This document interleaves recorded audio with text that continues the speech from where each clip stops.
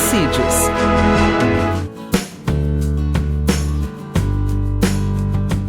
Lições bíblicas.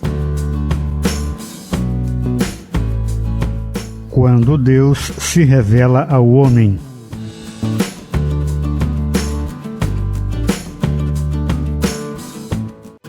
A paz do Senhor.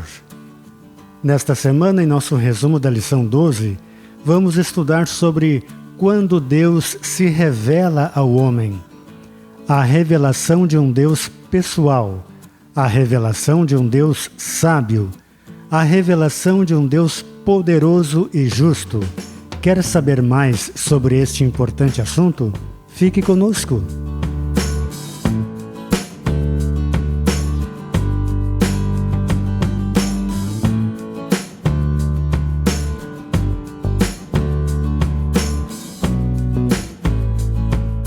Então, nesta lição 12, vamos estudar quando Deus se revela ao homem e vamos ver alguma coisa também sobre as teofanias que ocorreram no Velho Testamento. Vamos saber o que é teofania, caso alguém não saiba. Vamos ver também como Deus, no finalzinho da prova de Jó, como que ele se revelou a Jó. Não foi da forma que humanamente a gente esperaria, como nós humanos assim gostaríamos que fosse. Foi da forma de Deus mesmo, foi da forma dele se revelou, não respondendo às perguntas de Jó, não se revelando da forma como Jó imaginava, que quem sabe Jó imaginava Deus chegando diante dele já e respondendo todas as perguntas dele. Mas Deus chegou já mostrando a sua soberania, a sua grandeza, então através de perguntas que Jó não sabia responder. Onde estavas tu quando eu criei o leão? Onde estavas tu quando eu criei o Leviatã? E Deus falou de dois animais marinhos que realmente são assombrosos, são de uma grandeza, assim, são demais para Jó imaginar como que ele poderia domar esses dois animais. Então Deus falou de uma forma para Jó que ele ficou surpreendido da grandeza de Deus. Então não precisou Deus falar para ele: olha, Jó, foi assim que aconteceu, foi assim, tá? Eu estava te provando, tu não sabia de nada, mas eu estava te provando. Não, Deus falou da sua grandeza. Quem criou os animais, quem é que criou a cabra, quem que cuida dela enquanto elas estão grávidas para dar à luz, quem sabe o tempo exato, quem é que alimenta os bichos criados, quem foi que criou, quem que alimenta, né? Então Deus foi se colocando de uma forma para Jó que ele viu a grandeza de Deus e não precisou dizer mais nada. Ele mesmo já reconheceu, né? Puxa, eu só te conhecia de ouvir, mas agora desvendou uma escama dos meus olhos aqui, que os meus olhos te veem mesmo, né? Então nós vimos a revelação de um Deus pessoal, o Deus que tem voz. Nós vimos aqui que Deus fala de diversas maneiras. Fala no silêncio, fala através de um hino, fala na palavra. Com Jó ele falou através de 2 redemoinhos, mas estava difícil para Jó entender devido à sua grande prova. Então nós vimos que o nosso Deus é um Deus que ele fala através de muitas coisas e de muitas maneiras. Então é um Deus que tem voz, a poderosa manifestação de Deus. Sem dúvida foi uma experiência impactante na vida de Jó, quando ele recebeu esta revelação teofânica de Deus. Falamos no início da lição que iríamos falar um pouco sobre a teofania, e aqui nós vimos no caso de Jó, Deus se revelar pessoalmente. Nós vimos que o nosso Deus não é um Deus impessoal, que não se comunica com as pessoas. Pelo contrário, então a teofania de Deus ali diante de Jó foi uma coisa tremenda, porque a teofania de Deus, ela serve para realçar a sua transcendência. Achou meio complicado? Ficou meio complicado de entender? A transcendência é o Deus soberano, aquele Deus que transcende, aquele Deus que ultrapassa tudo que você imagina. Você imagina Deus de um tamanho, Ele é muito maior. Você imagina Deus de um jeito, Ele é mais. Ele transcende, inclusive, o próprio universo, porque o universo é a criação dele. Enfim, então a teofania serve também para mostrar e realçar a sua transcendência. Como Deus é transcendente, Ele também é imanente. Não vamos complicar mais, vamos explicar. A imanência de Deus significa que Ele tem interesse em se comunicar conosco. Ele quer falar conosco de uma forma pessoal. Ele gosta de conversar conosco e gosta quando nós conversamos com Ele também. Gosta quando nós vamos lá no quarto, fechamos a porta e começamos a conversar com o Senhor. E Ele também fala conosco pela palavra e de várias formas, como sabemos. Então foi uma experiência. O Pedro, lá no Novo Testamento também, na pesca maravilhosa, ele disse para o Senhor: afasta de mim, Senhor, eu sou pecador, eu não mereço a tua presença. Ele viu ali a grandeza, a soberania de Deus. Nós vimos também a teofania no caso de Moisés, no caso de Abraão, quando Deus falou com Abraão: sai da tua parentela, sai do lugar aí e vai para um lugar onde eu vou te mostrar. Então nós vimos a teofania antes da encarnação de Jesus. Nós vimos antes da encarnação de Jesus Ele aparecer a patriarcas, a juízes, aos profetas, enfim, aparecer na forma de um anjo, falando com eles, e muitas das vezes era o próprio Jesus conversando com eles. Em outras ocasiões era um anjo, mas em muitas das ocasiões nós vimos que era o próprio Jesus, né, antes da sua encarnação, no Velho Testamento. Nós vimos o Deus que está presente. Ele não é um Deus ausente, Ele é um Deus que gosta de se comunicar e estar entre os seus filhos, gosta de morar no coração daquele que dá lugar para Ele entrar. O nosso Deus não é aquele Deus indiferente, aquele Deus que não se relaciona com os homens. Pelo contrário, Ele gosta de se relacionar com os seus filhos. Como eu digo sempre, Jó não leu o livro de Jó, assim como seus amigos também não leram o livro de Jó. Então, por isso a dificuldade. Jó não sabia que Satanás tinha ido lá diante de Deus colocar sua integridade em xeque. Ele não sabia.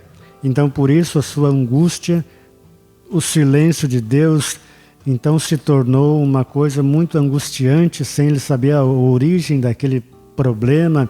Era muito difícil. Então, para Jó, era difícil sem ele saber o que estava acontecendo. Os bastidores da sua prova, ele não teve acesso.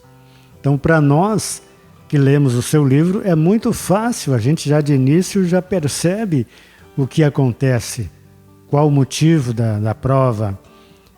Mas para Jó era bem complicado. Para nós muitas vezes acontece isso quando estamos numa prova, estamos num deserto, ou estamos no inverno de nossa vida, como falei em lição anterior sobre o inverno da vida do apóstolo Paulo.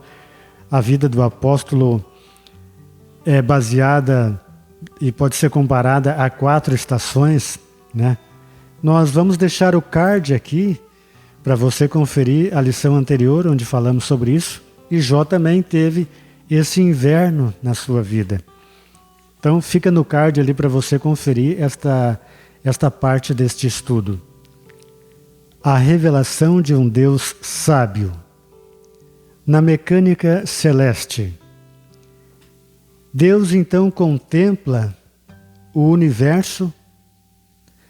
Ele convidou Jó a contemplar o universo e vê-lo como é que funciona o universo. Vem cá, Jó, vamos conversar, vamos dar uma olhada no universo. E você me diz, Jó, como é que funciona? Contempla aí como é que as estrelas funcionam, o sol, e me diz alguma coisa. Jó se comportara como um grande sábio, mas Deus mostrou-lhe que ele nada sabia. Por isso, o Criador desafia a contemplar o mar, o sol, pois ele nada sabia a origem dos oceanos, a grandeza da luz solar, dos oceanos, a grandeza da luz e ainda as dimensões da criação. Imagina Deus mostrando tudo isso para Jó. Ele certamente viu a soberania de Deus sem Deus ter que explicar nada da sua prova para ele, né? Imagina Deus nos chamando para contemplar o universo e dizendo, sabe como é que funciona? Me diz aí pelo menos umas 2 coisas de como que funciona o universo. Claro que grandes cientistas, estudantes e curiosos, autodidatas, sabem muita coisa, mas não são páreos para Deus, o Criador do universo. Então, na dinâmica da vida, Jó deveria responder como veio a existir a criação. Essas questões, então, como ela é preservada, como as cabras monteses conseguem dar à luz a seus filhotes e protegê-los dos predadores, e sobre o jumento e o boi selvagem, o avestruz, o cavalo de guerra, o falcão, a águia. Está claro que há uma providência divina que preserva as coisas criadas, pois todos esses animais foram projetados por um design inteligente. Se você estudar na internet sobre design inteligente, você vai ver que cientistas estão descobrindo coisas no ser humano, coisas carimbadas no próprio ser humano, que só mesmo um design inteligente, somente um Deus inteligente, somente alguém com a capacidade superior, alguém com um poder infinito, poderia criar um ser humano, fazer todas as coisas como fez de forma perfeita. Então, pesquise sobre, se você ainda não pesquisou sobre design inteligente, na necessidade de se conhecer melhor a Deus. Jó já conhecia Deus, já era homem temente a Deus, se desviava do mal, era íntegro, mas havia necessidade dele conhecer melhor a Deus. Ele mesmo disse no final que conhecia só de ouvir. Agora os olhos dele veem a Deus. Ele teve uma nova visão a respeito de Deus. Ele, como se ele nunca tivesse visto Deus. Agora ele viu Deus. Nunca tinha uma experiência tão íntima com Deus como ele teve agora. Então houve essa necessidade de conhecer melhor a Deus. Então Deus mostrando em cada contorno da criação, cada formação de uma vida, um ato de preservação da criação, é Deus dando a conhecer ao ser humano, se dando a conhecer ao ser humano. Então reconheçamos o agir do Criador no universo e em nossas vidas. Então é Deus. Louvado seja o nome desse Criador tão tremendo que é o nosso Deus. A revelação de um Deus poderoso e justo, o Behemoth e o Leviatã. Nos capítulos 40 e 41, Deus faz referências a 2 grandes criaturas. Ele chama a atenção de Jó para a natureza indomável desses animais, a fim de ilustrar seu poder divino. Algumas Bíblias traduzem esses termos como hipopótamo e crocodilo. Enquanto o Behemoth representa a força bruta de um animal por excelência, Leviatã se parece mais com uma criatura com poderes sobrenaturais. Ele se preocupa, por exemplo, desta forma em Isaías 27, nós vimos ali a descrição. Assim o Behemoth e o Leviatã representam o ápice da força, tanto natural quanto sobrenatural. Assim como é inexplicável e maravilhoso o mundo criado por Deus, mesmo poderosos, esses animais, Behemoth e Leviatã, estavam debaixo da mão de Deus.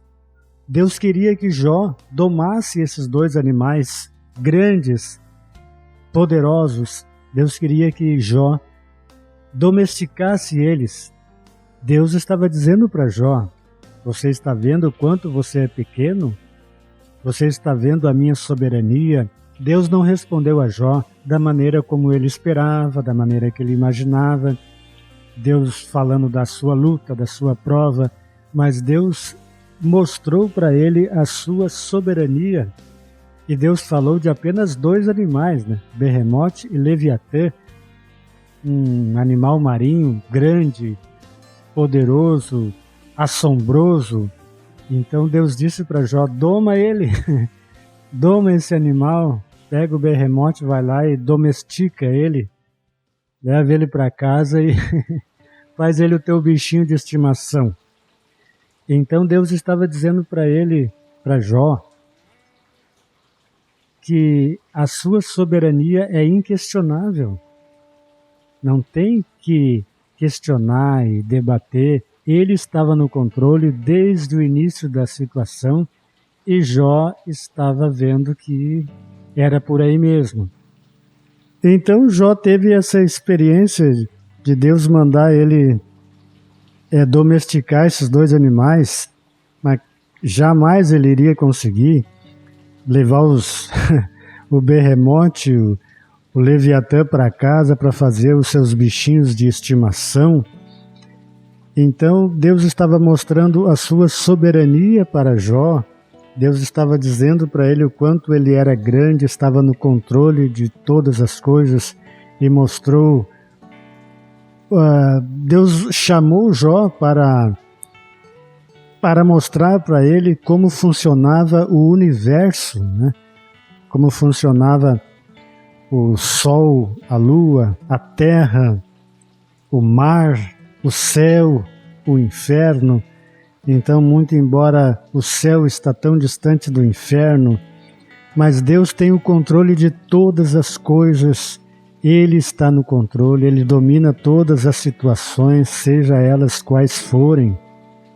Então nós vimos que o nosso Deus, Ele é soberano, é Ele que domina a situação, e Jó estava vendo ali que ele não era páreo mesmo para discutir com Deus. Eu acredito que até esqueceu da sua prova, até esqueceu do seu sofrimento, porque ele mesmo disse, né? Os meus olhos agora te veem, como que caísse dos seus olhos uma escama e ele tivesse uma nova experiência com Deus que jamais ele tivera antes. Então ele teve uma experiência extraordinária, jamais tida antes com Deus.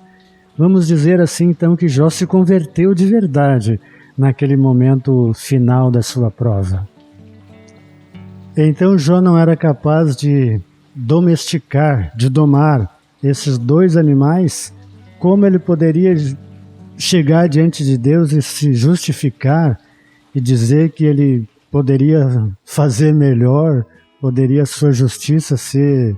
Enfim, Jó teve uma grande lição, e nós também, estudando esse trimestre inteiro sobre a vida, a prova de Jó, o sofrimento de Jó, e não só a prova e o sofrimento de Jó, como também o trabalhar regenerador, o trabalhar restaurador na vida de Jó. Nós vimos nessa questão de Jó aí, nós vimos um trabalhar restaurador. Nós vamos ver na próxima lição, na última do trimestre, nós vamos ver exatamente esta questão. Nós vamos ver quando Deus restaura o justo. Então a restauração, nós vamos ver que tudo pode ser restaurado.